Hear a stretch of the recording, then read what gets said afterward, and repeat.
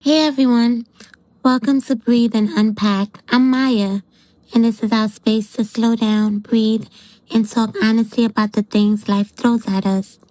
Here, nothing is off limits. Relationships, family, work, stress, and personal struggles. Sometimes we'll vent, sometimes we'll reflect, but every time we'll ask, what can I take away from this? You're not just listeners, you're part of our support system. That means we share, we listen, we learn, and we leave the judgment at the door. And if you need to cry or get emotional here, that's okay too. This space is built for honesty. If you've got a story you want to share or something you're unpacking in your own life, email me at breathe, the letter N, unpack at gmail.com. That's breathe and unpack at gmail.com. I might read it here on the show so we can all grow together. And just a quick note, this podcast is about personal opinions and experiences. It's not medical, legal, or therapeutic advice. So take a breath, lean in, and let's unpack life together. Welcome to the support system.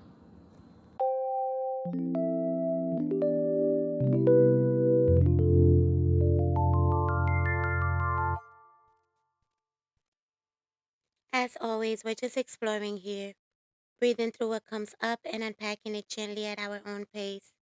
Let's take a moment to breathe, settle in, and slowly unpack whatever is unfolding for us today. Today, we're talking about romance in 2026. Not just dating, not just marriage, not just who's single and who's not.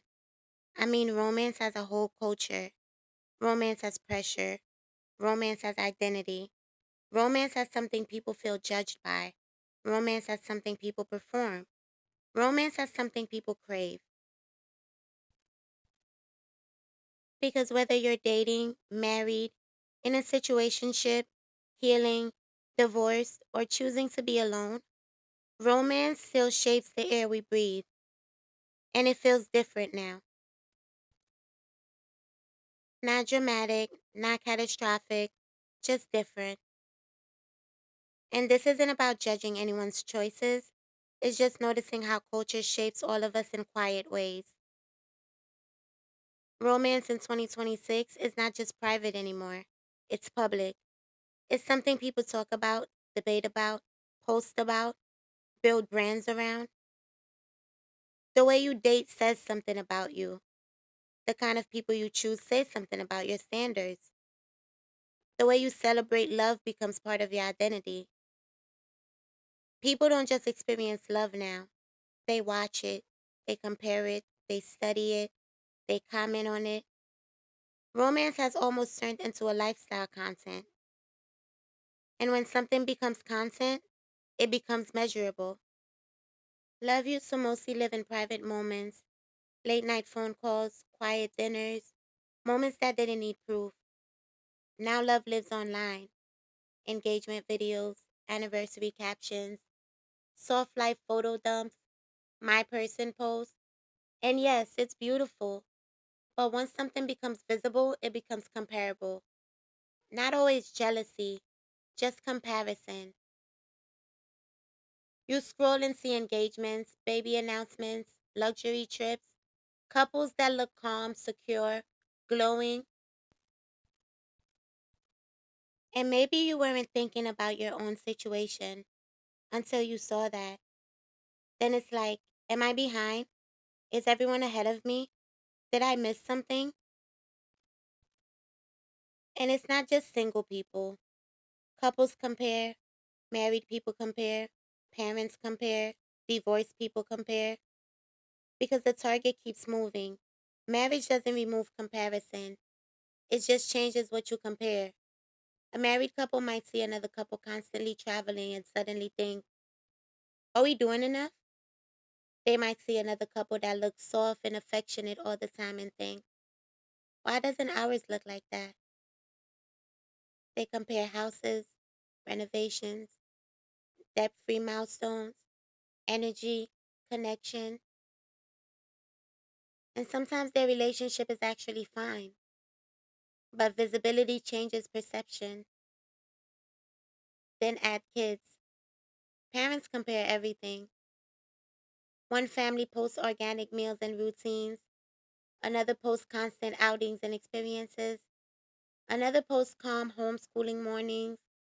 Another posts luxury vacations with toddlers. And even good parents can quietly think, am I doing enough? Is my child ahead? Are we behind? Comparison shifts from romance to lifestyle, from love to achievement. And here's the thing, comparison does not automatically mean someone is unhappy. It just means we live in a world where everything is visible. And then there's divorce. Divorce is more common now, more open, but it still lives inside visibility culture. You might scroll and see couples celebrating 10 years. And even if your divorce was necessary and healthy, a small voice might ask, did I give up too soon? Why did theirs work? Then there's the comparison of healing. Who moved on faster? Who looks happier? Who looks like they've won the breakup? Even closure becomes something people feel they need to prove. I'm thriving. I'm glowing. I'm better than ever. And maybe that's true, but it's still being measured. The voice now carries two quiet pressures. Prove leaving was right. Prove you're not broken because it ended. Romance in 2026 influences every stage. Single, dating, married, parenting, divorce. No one escapes visibility. There's also expectation, family expectation, age expectation, timeline expectation, social media expectation. At some point, the question starts, are you seeing someone? When are you settling down? Do you want kids? There's this invisible checklist people feel: engagement, marriage, longevity, stability. Even people who reject timelines sometimes still feels them. Romance also shapes identity now. Some people brand themselves as independent, some as lover girls, some as soft life women, some as power couples. Love becomes part of how people see themselves. So when a relationship ends, it doesn't just hurt emotionally, it can shake identity. And when a relationship begins, it doesn't just feel exciting, it changes how you're perceived. Romance now is emotional and social at the same time. And sometimes it becomes performance, not always fake. Sometimes people pose for reassurance, to feel claimed, to feel secure, to feel validated. Sometimes love feels more real when it's visible. Now let's talk about connection underneath all of that. Because at the core, people still want the same things: to feel chosen, to feel seen, to feel understood, to feel valued. That part hasn't changed, but the environment has. Talking stages are common, situationships are common, undefined dynamics are common. There's chemistry, there's texting every day, there's intimacy, but no clarity. People are scared to define things, scared of pressure, scared of looking desperate, scared of losing options. So things stay blurry. And blurry feels light at first, but eventually it feels heavy. Because unspoken expectations build quietly, and quiet disappointments grow. Hookup culture adds another layer. There's freedom in it, but humans are not as detached as we pretend to be. You can say it's casual and still feel something when energy shifts. Access is unlimited now. Attention is everywhere. Likes, story reactions, old exes watching, random people sliding in. Temptation isn't rare anymore. It's constant. And sometimes it's not even about wanting someone else. It's about wanting validation. Every notification gives a small rush. So loyalty now is not just physical, it's digital. Digital discipline is real. It's not just about cheating, it's about attention. Who gets your time? Who gets your energy? Who gets access? Micro interactions matter. A reply here, a late night scroll there. Small things add up. You can sit next to one person while being mentally stimulated by 10 others, and that lowers tolerance for calm stability. Stability can feel boring in a world addicted to novelty, but depth grows in calm, not chaos. That is where patience comes in. Patience is not passive, it's restraint. It's not forcing intensity, it's asking questions instead of assuming. It's sitting in uncertainty without running. In a world where everything is instant, patience feels radical, but depth still takes time. Generationally, romance is different too. Older generations stayed longer, sometimes too long. Now people leave faster. Sometimes that's growth, sometimes it's impatient. And the internet complicates it. Advice is everywhere. Attachment styles, red flags, boundaries, trauma language. Information is everywhere. Discernment is rare. You can find someone online to validate any decision you want to make. So modern romance is not just about feelings, it's about filtered influence. Older generations normalize endurance, newer generation normalize exit. Maturity lives in the middle, knowing when to stay, knowing when to leave, knowing when to communicate instead of assume. That takes time. And time is the one thing that modern culture struggles with. Marriage is different now, too. It's delayed, redefined. Some prioritize healing first, some prioritize stability first, some opt out. There's no single script anymore, so comparison gets louder. Am I early? Am I late? Am I rushing?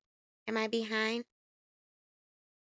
Healthy romance now requires emotional skills, regulation, clarity, self awareness, boundaries, patience, because real connection is not instant.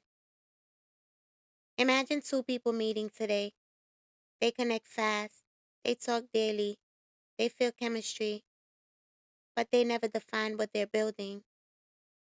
One thing is serious, one thing is casual. No one clarifies. Disappointment builds quietly. Nothing dramatic happened, but expectations were invisible.